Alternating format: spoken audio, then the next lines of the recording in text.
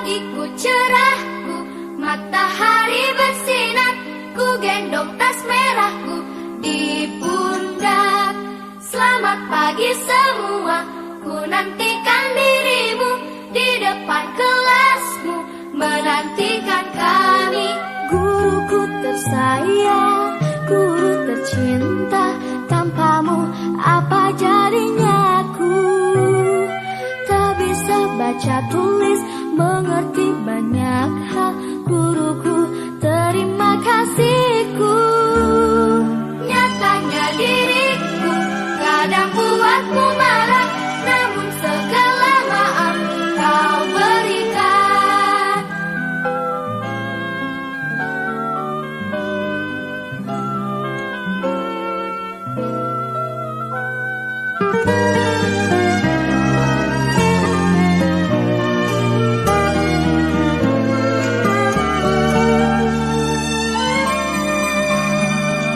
Selamat pagi semua, ku nantikan dirimu di depan kelasmu, menantikan kami. Guruku tersayang, guru tercinta, tanpamu apa jadinya aku? Tak bisa baca tulis, mengerti banyak hal. Guruku, terima kasihku.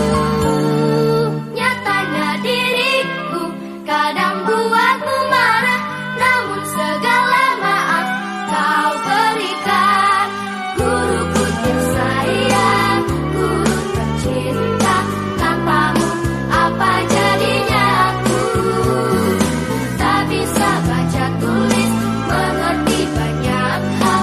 Guruku, terima kasihku. Guruku tersayang, guru tercinta, tanpamu apa jadinya aku? Tak bisa baca tulis, mengerti banyak hal. Guruku, terima kasihku.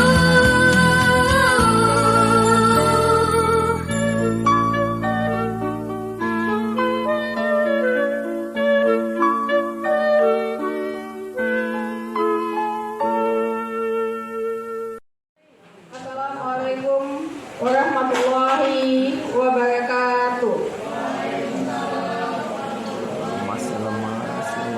Selamat siang. Alhamdulillahirrahmanirrahim. Wassalatu wassalamu asyrafil anbiya wal mursalin wa ala alihi washabihi ajmain. Pada kesempatan ini kita akan melaksanakan sosialisasi budaya positif. Yang saya hormati Ibu Kepala Sekolah, yang saya hormati Bapak Ibu PKS 1, 2, 3, dan yang paling kita hormati atau yang kita muliakan, yang spesial kita undang Bapak Jainal Arifin selaku CGP Angkatan ke-7 yang akan menyampaikan tentang budaya positif. Yang ini merupakan kegiatan program dari CGP dan program dari TKP, karena kita adalah salah satu sekolah penggerak. Untuk memanfaatkan waktu, marilah kita berikan kesempatan kepada Ibu Kepala Sekolah untuk memberikan pengarah kepada kami. Silakan.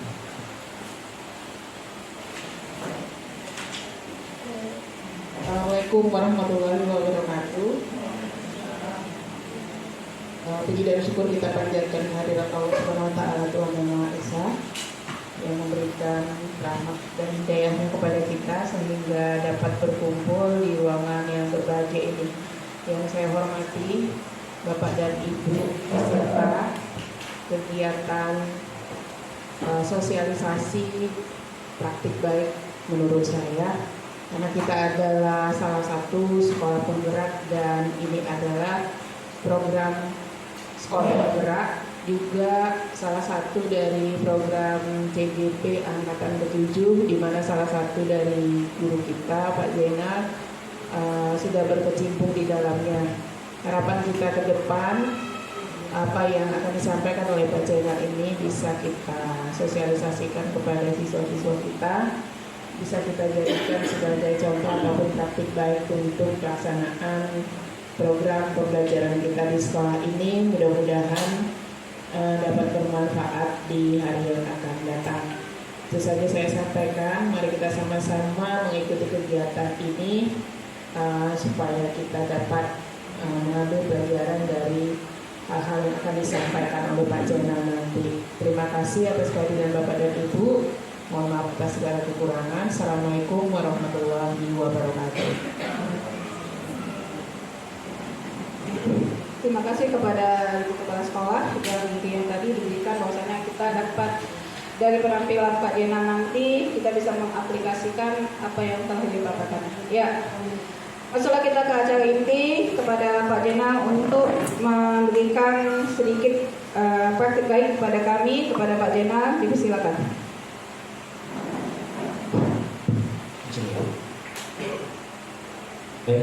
Assalamualaikum warahmatullahi wabarakatuh. Yang saya hormati Ibu Kepala SMA Negeri 20 Medan, yang saya hormati Bapak Ibu Guru, peserta yang hadir di siang hari ini, yaitu sosialisasi budaya positif. Dan selamat siang saya ucapkan kepada kita semua.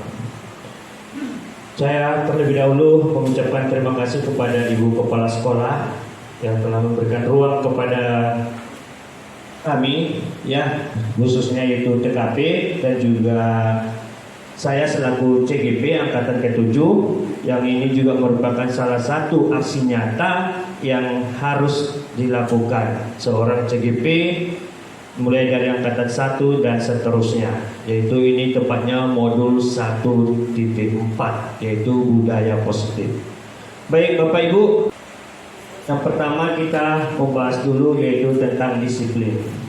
Ya Bapak Ibu, kita tahu bahwa di lingkungan kita ini salah satu lingkungan ya di mana masyarakatnya itu, kalau kita bandingkan dengan yang di luar sana, masih jauh seperti yang kita harapkan. Bukan berarti di sini jelek, bukan ya. Jadi Bapak Ibu, nah di sini pertama kita ketika dengar kata disiplin, apa yang terpikirkan oleh kita? Tentu mungkin ketika kita bicara disiplin, kita akan mengingat yaitu tentang tata tertib.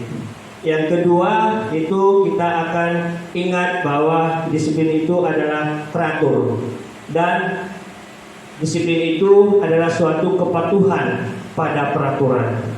Jadi itu yang ada dalam pikiran kita. Jadi disiplin itu adalah tata tertib, teratur, dan kepatuhan kepada peraturan. Lalu apa yang sudah kita lakukan di dalam disiplin itu? Apakah disiplin itu sama dengan hukuman? Tentu tidak. Di mana perbedaannya? Nanti akan kita diskusikan Bapak Ibu.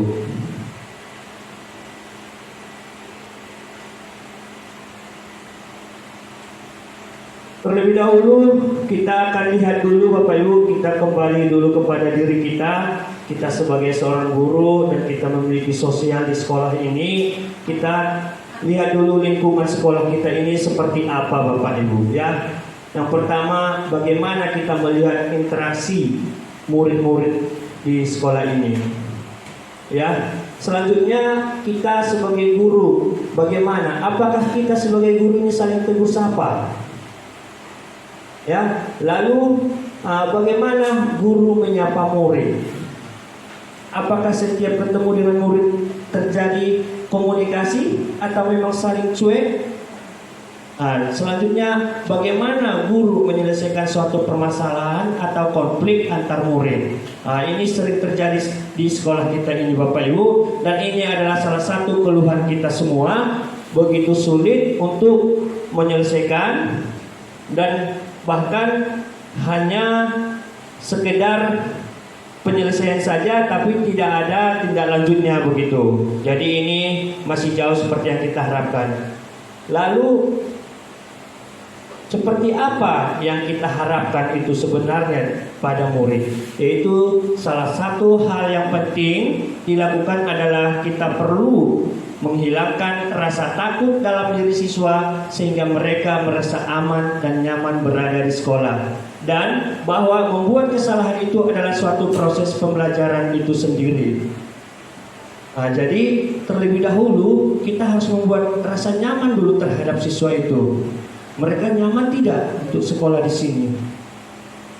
Nah, sering sekali kita berkata bahwa memang ini si anak ini bandel kali, anak ini memang sering terlambat. Kita sering menjudge si anak.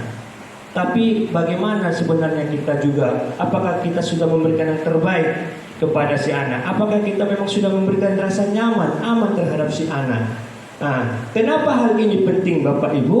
Karena memang sekarang pembelajaran yang diharapkan itu adalah pembelajaran yang berpusat pada murid, pembelajaran yang berpihak kepada murid. Berdasarkan Permendikbudristekno pasal 10 ayat 2 huruf B itu menyebutkan bahwa pembelajaran yang berpihak kepada murid itu yang pertama itu adalah yang interaktif, yang kedua inspiratif, yang ketiga menyenangkan, yang keempat menantang, dan yang kelima adalah memotivasi peserta didik. Jadi Bapak Ibu, kita mari koreksi diri kita. Dan di sini saya menyampaikan materi ini bukan berarti saya sudah baik melakukan. Belum. Di sini saya hanya menyampaikan kepada kita, mari sama-sama kita mulai dari diri kita untuk melakukan perubahan di sekolah ini Bapak Ibu. Jadi ini adalah pembelajaran kepada yang berpihak kepada murid. Inilah yang harus kita lakukan terhadap murid Bapak Ibu.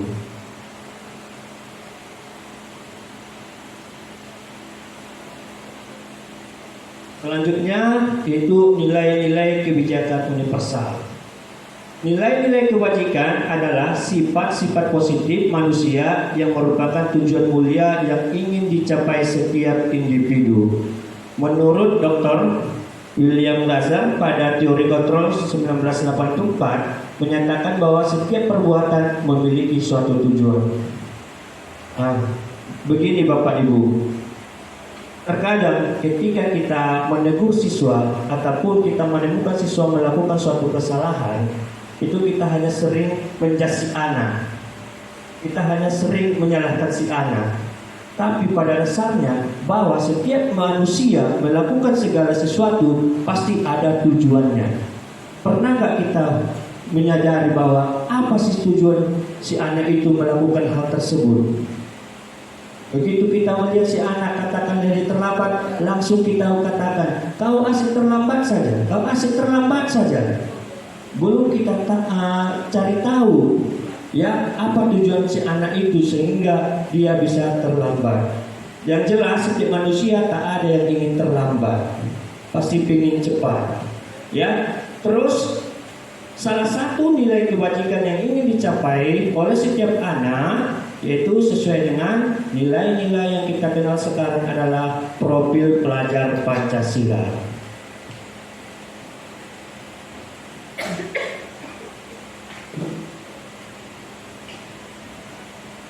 Jadi selanjutnya Bapak Ibu, ini ada motivasi perilaku manusia. Apa alasan manusia melakukan sesuatu? Karena seperti yang dikatakan tadi bahwa setiap manusia melakukan sesuatu pasti ada tujuannya. Yang pertama Bapak Ibu di sini untuk menghindari ketidaknyamanan atau hukuman. Kita perhatikan siswa kita Bapak Ibu, banyak yang datang cepat, tapi tak ada bawa buku dan lain-lain. Kenapa bisa mereka cepat? Dan mereka belajar? Tidak. Padahal mereka hadir cepat. Bahkan orang yang siswa yang hadir terlambat itu bahkan itu yang mau belajar begitu. Kenapa Bapak Ibu? Ya mungkin salah satu ini untuk menghindari ketidaknyamanan ataupun hukuman. Akhirnya dia bisa cepat hadir ke sekolah. Terus untuk mendapatkan imbalan atau penghargaan dari orang lain. Ya mungkin kita melakukan segala sesuatu itu karena ada imbalan, karena ada balas jasa. Ya mungkin bisa saja seperti itu adalah benda, barang, uang dan lain-lain. Dan yang ketiga adalah untuk menjadi orang yang mereka inginkan dan menghargai diri sendiri dengan nilai-nilai yang mereka percaya. Inilah sebenarnya yang menjadi motivasi kita Bapak Ibu. Yang ketiga inilah yang menjadi tujuan kita, bahwa menginginkan dan menghargai diri sendiri dengan nilai-nilai yang mereka percaya. Nah, sekarang mulailah kita masuk kepada hukuman. Nah, ini sering kita temukan, bahkan saya juga sering mengalami ya Bapak Ibu. Tanpa saya sadari, saya tidak mampu membedakan apa itu hukuman, apa itu konsekuensi, dan apa itu restitusi. Terkadang kita salah menempatkan hukuman dan konsekuensi. Baik Bapak Ibu, di sini hukuman itu bersifat, biasanya itu kalau yang kita praktekkan adalah satu arah dari pihak guru yang memberikan, dan murid hanya menerima suatu hukuman tanpa melalui satu kesepakatan atau pengarahan dari pihak guru baik sebelum ataupun sesudahnya. Dan untuk konsekuensi itu adalah biasanya itu sifatnya sudah terencana atau sudah disepakati, yang sudah ditetapkan oleh sekolah, sudah dibahas dan disetujui oleh guru dan murid. Itu konsekuensi, sehingga kita bisa memberikan. Tapi terkadang pada prakteknya Bapak Ibu, tanpa disepakati, kita langsung memberikan hukuman kepada si anak, padahal dia pasti punya alasan tertentu, tujuan tertentu dia melakukan hal tersebut. Sedangkan sekarang itu solusinya adalah restitusi, yaitu proses menciptakan kondisi bagi murid untuk memperbaiki kesalahan mereka, sehingga mereka bisa kembali pada kelompok mereka dengan karakter yang lebih kuat. Ini menurut Gosen 2004. Jadi inilah yang mau kita budayakan Bapak Ibu di sekolah ini, yaitu tentang restitusi.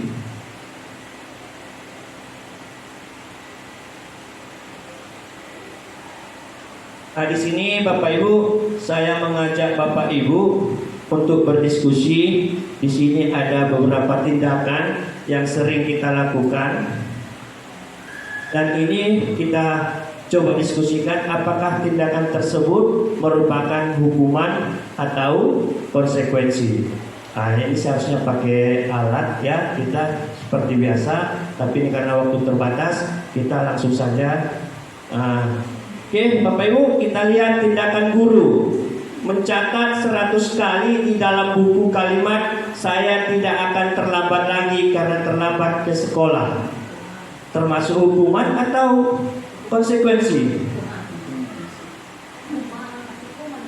Hukuman atau konsekuensi Bapak Ibu?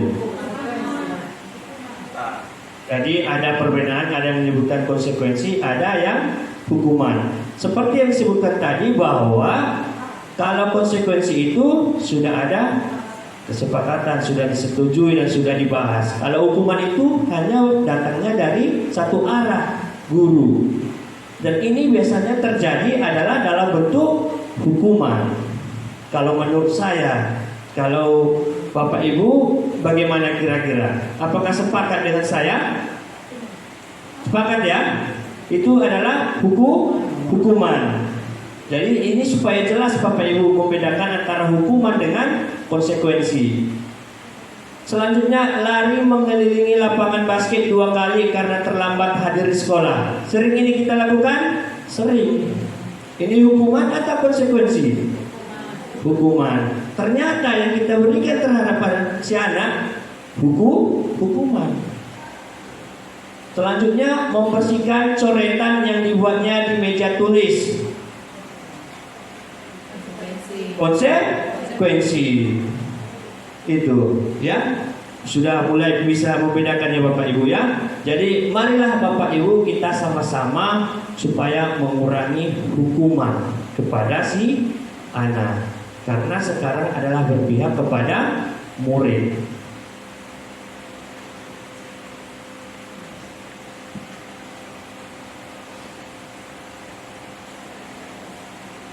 Jadi sekarang hukuman Bapak Ibu, hukuman itu terkadang kita tidak tahu Bapak Ibu ya. Nah, jadi di sini kita bahas lagi, yaitu terkadang kita dihukum oleh penghargaan. Apa itu maksudnya? Baik, di sini ada kasus Bapak Ibu. Ibu Anas, guru kelas 2 SD mendapatkan masalah. Murid-muridnya tidak bisa tertib. Ini tentunya sangat mengganggu proses pembelajaran di mana kelas tidak dapat mulai tepat waktu karena Ibu Anas sibuk menenangkan murid-muridnya untuk waktu cukup lama. Akhirnya Bu Anas berpikir cepat dan setiap murid-muridnya akan masuk kelas usai jam istirahat. Bu Anas akan mengiming-imingi murid-muridnya dengan stiker bintang. Siapa yang dapat berdiri lurus dan berbaris rapi antri di depan pintu dapat bintang dari Bu Anas. Hal ini terus dilakukan oleh Bu Anas selama beberapa minggu karena cukup berhasil membuat murid-muridnya berdiri rapi antri di depan pintu. Sampai pada suatu saat Bu Anas sakit dan terpaksa digantikan oleh Pak Heru. Pak Heru tidak mengetahui tentang stiker bintang. Dan benar saja, pada saat mau masuk ke kelas usai jam istirahat, murid-murid kelas 2 kembali berebutan masuk kelas. Apa yang terjadi dan mengapa? Nah, ini sering ya Bapak Ibu ya. Nah, ini adalah dihukum oleh penghargaan. Ternyata Bapak Ibu, ya penghargaan itu juga tidaklah selamanya baik. Nah, jadi ini adalah salah satu kasus. Dan jika memang itu kita buat, ya setidaknya semuanya harus tahu informasi itu, apa yang sudah dilakukan di kelas itu. Jangan hanya pada individu, tapi semua harus tahu. Inilah yang harus kita budayakan. Ketika kita masuk ke suatu kelas, meskipun bukan jam kita, tapi kita sudah tahu apa yang menjadi kebiasaan di kelas itu, apa yang menjadi budaya positif di kelas itu. Selanjutnya yaitu penghargaan tidak efektif. Ada pula itu penghargaan tidak efektif, ya kan?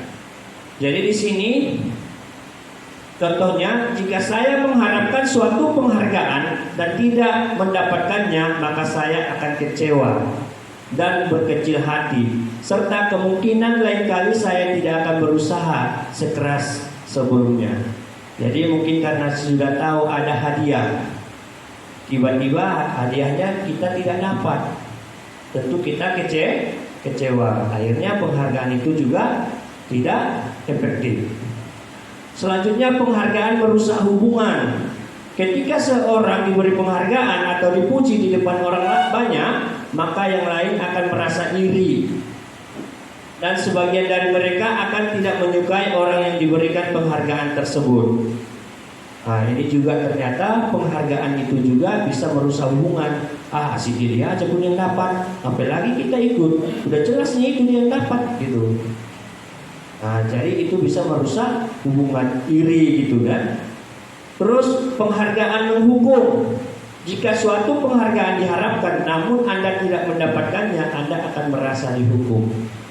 Sudah mati-matian kita. Kita sudah berharap sekali terhadap penghargaan, ternyata kita tidak dapat. Karena kita juga terkadang merasa dihukum oleh penghargaan itu. Terus penghargaan mematikan kreativitas.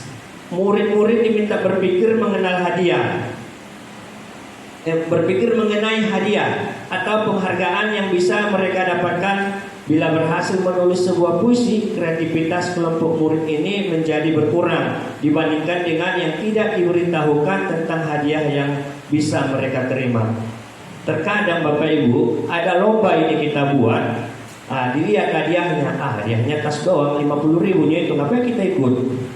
Akhirnya kreativitasnya mati. Akhirnya ada kemampuan dia sebenarnya bagaimana membuat puisi, bahkan dia sering juara. Tapi karena dia tahu hadiahnya kecil, akhirnya dia mundur. Ngapain lagi gitu. Selanjutnya motivasi dari dalam diri. Jika kita memberikan penghargaan kepada orang, pada seorang anak, pada saat dia sedang merasa bangga dengan pencapaiannya sendiri, maka kita akan mengambil kegembiraan yang saat itu sedang dirasakan secara alamiah. Jadi penghargaan itu sebenarnya bisa untuk memotivasi dari dalam diri. Jadi tapi sering sekali akhirnya penghargaan itu bisa menjadi negatif, bukan menjadi positif. Jadi penghargaan ini sifatnya Bapak Ibu itu jangka pendek, bukan jangka panjang, ya. Oke, selanjutnya Bapak Ibu, restitusi. Di sini sama-sama kita lihat apa sih restitusi itu. Restitusi itu bukan untuk menebus kesalahan, namun untuk belajar dari kesalahan. Terus restitusi itu memperbaiki hubungan. Restitusi itu adalah tawaran, bukan paksaan. Restitusi itu menuntun untuk melihat ke dalam diri. Restitusi mencari kebutuhan dasar yang mendasari tindakan dan fokus pada karakter bukan tindakan. Restitusi fokus pada solusi. Restitusi diri adalah cara yang paling baik. Restitusi itu menguatkan. Restitusi itu mengembalikan murid yang berbuat salah pada kelompoknya.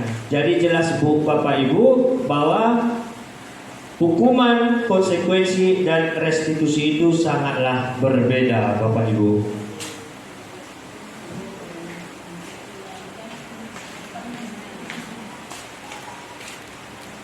Ini Bapak Ibu, kenapa seseorang itu melakukan sesuatu, ya? Sering sekali kita temukan berbagai macam tindakan yang kita lihat yang dilakukan oleh siswa. Seperti yang disampaikan di awal tadi, bahwa pada dasarnya manusia itu melakukan sesuatu itu adalah ada tujuannya, ya, yaitu salah satunya itu adalah untuk memenuhi kebutuhan dasar manusia. Ya, apa saja kebutuhan dasar manusia itu? Yang pertama adalah bertahan hidup, seperti makan, minum, dan lain-lain. Intinya untuk bertahan hidup, kesehatan, ya. Maka sering kita temukan anak-anak yang mau makan itu nggak bisa kita larang. Tidak mau, Pak, saya mau makan, saya haus, saya mau minum. Akhirnya apa Bapak Ibu? Ya karena memang kita nggak bisa larang anak-anak itu. Tapi solusinya bagaimana? Apakah harus kita larangnya? Tidak, bukan itu solusinya. Tapi kita ayo sama-sama upayakan dari rumah harus sudah sarapan gitu, bukan sarapan di sekolah. Terus yang selanjutnya adalah kesenangan. Terkadang anak-anak ini itu sering kita lihat itu dia melakukan sesuatu itu adalah hanya untuk kesenangannya, hanya untuk main-main. Maka kita lihat banyak siswa kita yang kita temukan ketika belajar dia tidak mau, tapi ketika bermain mau. Hidup semua. Kenapa? Karena memang anak itu terkadang ingin kesenangan. Maka belajar sekarang diupayakan adalah untuk menyenangkan, bermain. Jadi bukan hanya fokus pada membaca, menulis, dan lain-lain. Tapi ayo ajak siswa itu untuk bermain sehingga dia merasa nyaman bersama kita belajar di ruang kelas. Tidak asik kita marah-marahi saja Bapak Ibu, ya. Terus selanjutnya adalah kebebasan. Terkadang siswa ini ya ingin merasa bebas. Sering kita dengar sama-sama, ya, sering kita sebut nama satu orang, si Polan. Ini selalu begini, tidak mau belajar dengan alasan ini segala macam. Ya karena memang anak itu adalah dia ingin kebebasan. Dia ingin memenuhi kebutuhan dia, yaitu untuk bebas. Ya. Terus selanjutnya penguasaan. Artinya di sini adalah dia ingin diakui kekuasaannya, bahwa saya adalah orang hebat. Saya adalah orang ini. Kamu harus tahu bahwa saya adalah preman di sini. Terkadang itu Bapak Ibu. Maka dia melakukan sesuatu tindakan tersebut. Selanjutnya cinta kasih ataupun diterima. Itu adalah kasih sayang Bapak Ibu, ya. Terkadang anak-anak kita ini Bapak Ibu ingin kasih sayang dari guru.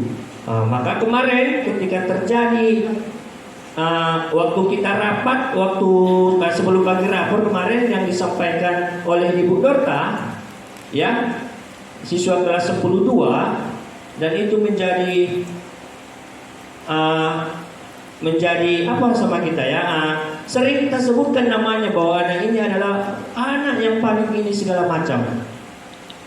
Itu adalah namanya Peri kalau boleh kita sebutkan, ya. Semua pasti mengeluh dengan sikap anak tersebut. Tapi ketika Bu Dorta bercerita di waktu itu, saya ingat. Dan ternyata Bapak Ibu, minggu yang lalu saya panggil itu si Ferry ke ruangan UKS dan saya tanyai. Ketika saya tanya, intinya apa mata pelajaran yang paling kamu sukai? Kimia. Fisika ya. Fisika. Kok bisa fisika? Nah, kenapa kamu suka fisika? Bukankah kamu suka main-main? Itu saya berdua bicara sama dia terbuka. Iya Pak. Apa yang menarik fisika? Gurunya Pak. Ya ternyata sesuai dengan apa yang disampaikan oleh Bu Dorta waktu itu kepada kita. Karena memang dia butuh kasih sayang. Jadi si Ferry itu tidak boleh kita kerasi Bapak Ibu. Berbeda dengan yang lain. Jadi banyak anak tidak boleh kita berikan dengan tindakan yang sama. Berbeda-beda. Itu dia Bapak Ibu. Kebutuhan dasar inilah yang mau mereka penuhi. Maka terkadang ketika anak itu melakukan sesuatu, katakanlah kita apel pagi, kadang kita panggil ke depan anak itu, dia gak akan mau. Dia gak mau, berat. Kalau memang dia tidak mau, ya sudah, biarkan Bapak Ibu. Tapi nanti baru kita panggil, proses. Jangan sampai kita mengambil tindakan di lapangan yang akhirnya merugikan si anak, memalukan si anak. Akhirnya kita sendiri juga yang menjadi malu. Nah, begitu Bapak Ibu ya.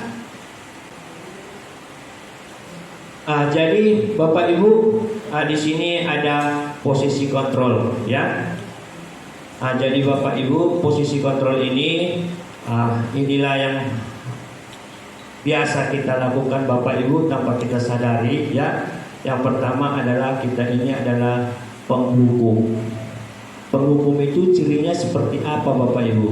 Yaitu seseorang menghukum bisa menggunakan itu hukuman fisik maupun verbal. Dan cirinya biasanya suaranya keras, ya, sering menghardik anak, memarah-marahi anak, itu adalah penghukum.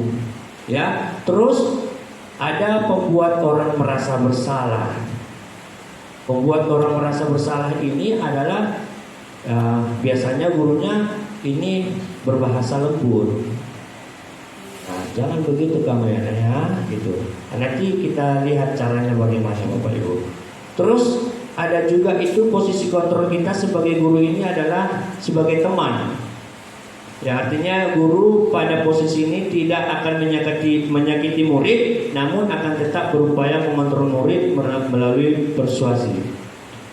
Terus monitor ataupun pemantau. Ini guru yang suka membuat aturan ini. Kamu sudah melakukan begini, dipantau. Oh, kamu belum mendapat hukuman ini, belum mendapat ini karena baru melakukan beberapa kali. Tunggu ya, nanti setelah capai inilah hukuman untuk kamu. Gitu ya. Artinya di sini adalah sudah ada itu kesepakatan di antara si guru dengan si siswa. Karena dia sudah membuat kesepakatan aturan dan lain-lain. Terus manajer, inilah seharusnya kita Bapak Ibu. Kita sebagai seorang guru harus mampu menjadi ataupun berada di posisi manajer, yaitu respon yang menunjukkan tanggung jawab guru dalam posisi terakhir. Manajer itu adalah posisi mentor di mana guru berbuat sesuatu bersama dengan murid, mempersilahkan murid mempertanggungjawabkan perilakunya dan mendukung murid agar dapat menemukan solusi atas permasalahannya sendiri. Jadi Bapak Ibu, mudah-mudahan kita semua dengan melakukan kebiasaan-kebiasaan yang positif dan budaya positif, kita bisa nantinya menjadi berada di posisi sebagai manajer.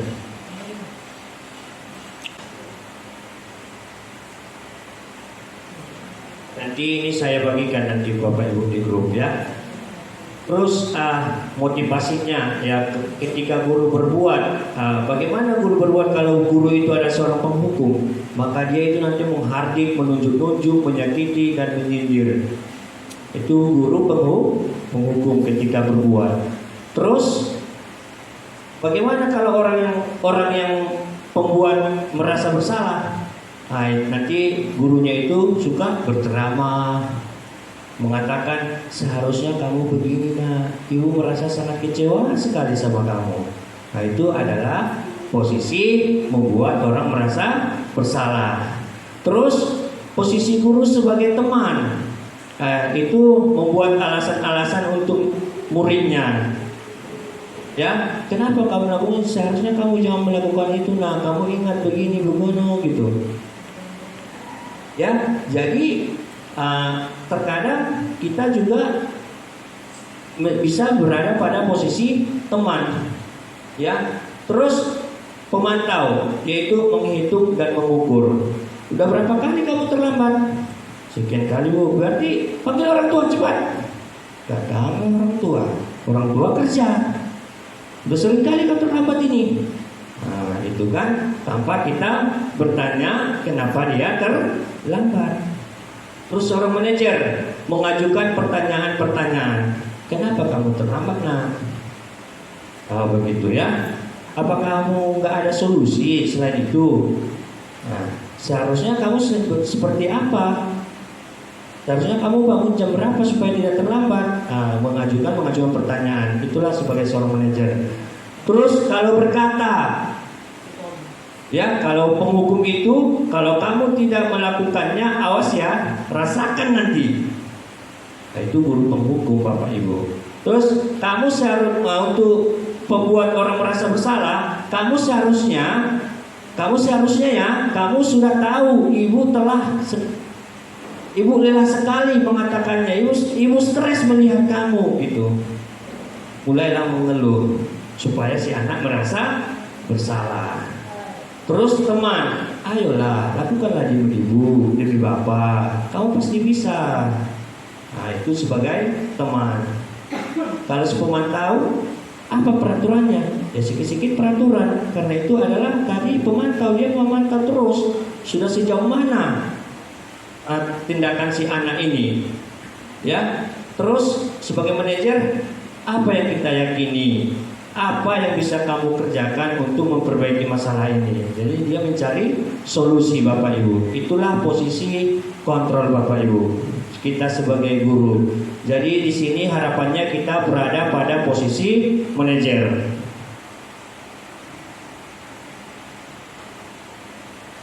Nah ini Bapak Ibu, segitiga restitusi. Apa yang akan kita lakukan terhadap siswa tersebut Bapak Ibu? Solusinya adalah segitiga restitusi. Yang pertama adalah menstabilkan identitas. Jadi kita harus tahu bahwa setiap orang itu pasti pernah melakukan suatu kesalahan. Nah, jadi bukan si anak itu saja yang pernah melakukan kesalahan. Terus kita sadarkan kepada anak tersebut bahwa kamu bukan satu-satunya yang pernah melakukan ini. Contoh ketika merokok, ya memang anak ini nggak bisa kita larang merokok. Ya saya tahu melarang merokok itu sangat berat. Dan yang merokok itu bukan kamu saja, bahkan orang tua kita pun tidak bisa kita larang. Tapi kan ada solusi bagaimana supaya jangan merokok lagi di sini, begitu. Itu yang kita cari solusi sama anak-anak. Terus ada validasi tindakan yang salah. Ya, caranya bagaimana? Nah, kita lakukan kepada anak, adakah cara yang lebih efektif untuk mendapatkan apa yang kamu lakukan? Ya, kita coba menggali bagaimana supaya dia berpikir, dia percaya bahwa apa yang dilakukan itu ada solusi gitu. Dia biarkan dia yang memecahkan. Seperti tadi, kita ini adalah tugasnya memberikan pertanyaan sebagai seorang manajer. Terus kamu tentu punya alasan mengapa melakukan itu gitu. Nah, terus restitusi yang ketiga yaitu adalah menanyakan keyakinan. Keyakinan kelas apa yang telah kita sepakati? Ada nggak yang kita sepakati? Jadi kita sadarkan dia di situ. Ada Pak. Nah, terus mana yang tidak kita sepakati? Ini Pak, seharusnya saya tidak boleh terlambat. Nah, itu sudah kita sepakati semua siswa hadir tepat waktu. Tapi sekarang saya terlambat. Nah, itu kesalahan kamu. Iya. Terus kamu ingin menjadi orang seperti apa? Kita gali terus informasi dari dia, sehingga dia meyakini bahwa dia melakukan sesuatu itu memang dia salah, dia memang ada solusi yang bisa dia berikan, dan dia bisa menunjukkan harapan-harapan seperti apa yang dia inginkan. Dan ini Bapak Ibu, segitiga restitusi ini sudah pernah saya lakukan Bapak Ibu sebagai contoh.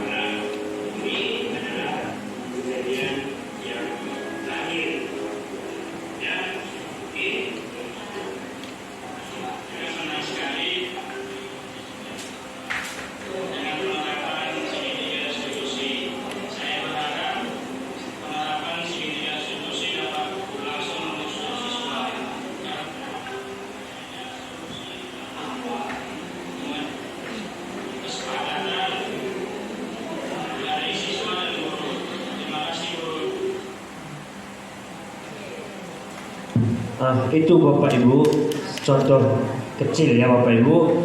Di sini marilah sama-sama kita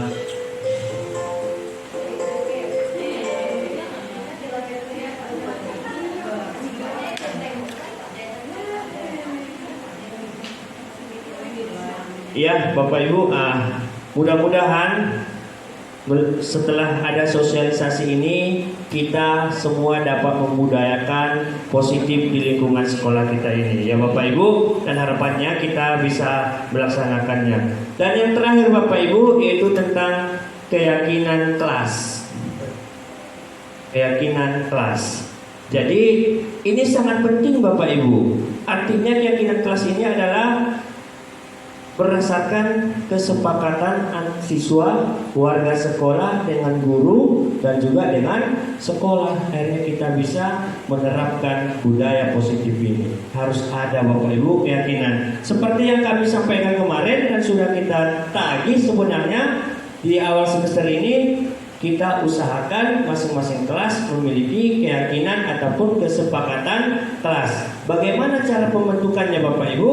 Di sini keyakinan kelas itu bersifat abstrak daripada peraturan dan yang lebih rinci dan lebih konkret. Terus keyakinan kelas itu berupa pernyataan-pernyataan, bukan larangan-larangan gitu Bapak Ibu ya. Terus pernyataan keyakinan kelas senantiasa dibuat dalam bentuk positif. Terus keyakinan kelas hendaknya tidak terlalu banyak sehingga mudah diingat.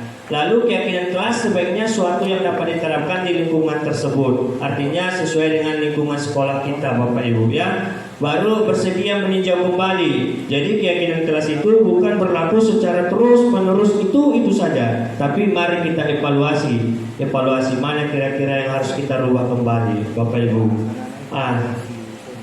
Bapak Ibu, demikianlah paparan budaya positif dari kami calon guru penggerak dan juga komite pembelajar. Tentunya Bapak Ibu melalui diskusi ini kita berharap dan kami mengajak kita semua, marilah Bapak Ibu sama-sama kita ciptakan budaya positif. Ingat Bapak Ibu, menghukum itu bagus hanya untuk jangka pendek, tidak baik untuk jangka panjang Bapak Ibu ya. Mari kita selesaikan permasalahan itu dengan restitusi, segitiga restitusi Bapak Ibu ya. Demikianlah dari saya Bapak Ibu, dan saya akhiri. Assalamualaikum warahmatullahi wabarakatuh dan selamat siang, dan saya kembalikan kepada moderator.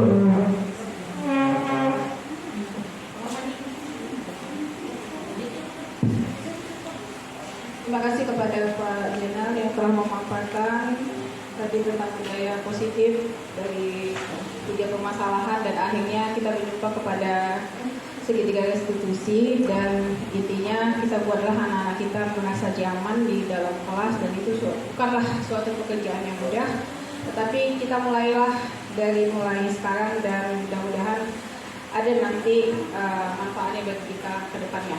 Itu saja kegiatan kita hari ini. Mudah-mudahan ada manfaatnya bagi kita dan kita akan melaksanakannya, kita terapkan. Saya selaku moderator, mohon maaf apabila ada kesalahan saya di sana sini. Lebih dan kurang saya sudahi. Assalamualaikum warahmatullahi wabarakatuh. Kita berikan tepuk tangan